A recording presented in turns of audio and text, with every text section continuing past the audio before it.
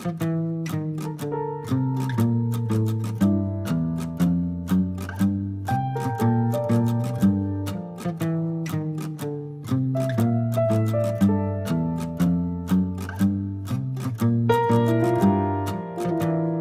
visión del Mediterráneo como espacio económico, político y militar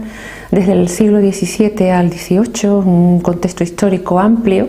pero mi intención es hacer como una especie de análisis comparado de lo que era la ruta que los holandeses llamaban el Straatvaart, la ruta más allá del estrecho de Gibraltar, o sea, la ruta del Mediterráneo, que era una ruta, como su nombre indica, parece,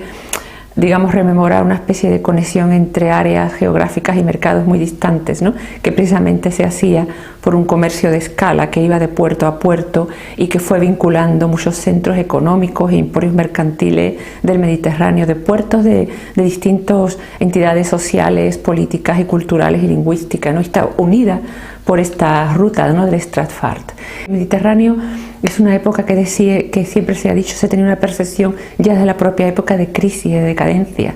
y con muchos altibajos, ¿no? Y eso es desde el punto de vista de la historia política, sí se puede decir así, quizás simplemente, ¿no? Pero si luego lo hacemos con los análisis económicos, tenemos a lo mejor que pensar en la crisis más como cambios y distintas etapas, más que como una decadencia en sí, ¿no? En una cosa, por ejemplo, que algunos historiadores holandeses,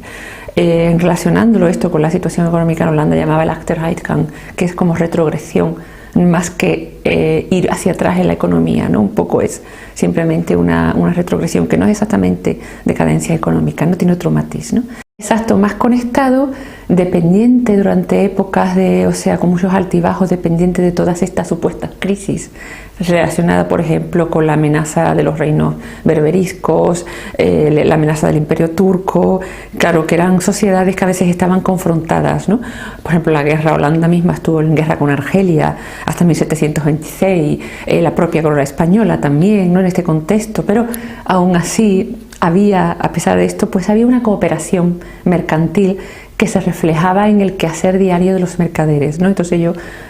uso mucha documentación de las compañías de comercio, que entonces es una cosa que en política, normalmente en la historia política se deja de lado, pero se tiene que ver de forma complementaria a la historia política, ¿no?